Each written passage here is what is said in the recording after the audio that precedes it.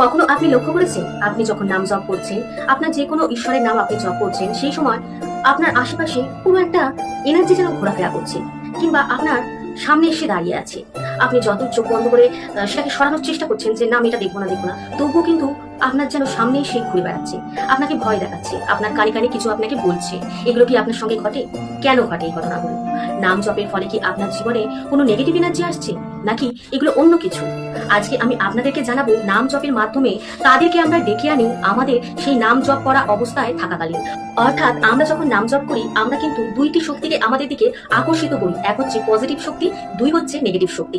অর্থাৎ পজিটিভ শক্তিও কিন্তু আমাদের কাছে সেই সময় উপস্থিত হয় এবং নেগেটিভ শক্তিও কিন্তু আমাদের সামনে সেই সময় উপস্থিত হয়। কিন্তু আমরা সেই নেগেটিভ শক্তিকে সরিয়ে কিভাবে পজিটিভ শক্তিকে আমাদের জীবনে প্রবেশ করতে দেবো, কিংবা সেই ঊর্জার সেই পাওয়ারটা নেব, সেইগুলো আজকে আমরা জানবো। তার সঙ্গে জানবো এরকম ধরনের পরিস্থিতি যদি আপনার সঙ্গেও ঘটে, তাহলে সেই সময় আপনার কি করা উচিত? আপনি কি ভয়ে চোখটা খুলে দেবেন, কিংবা নাম জপটা করা বন্ধ করে দেবেন? আপনি কি করবেন?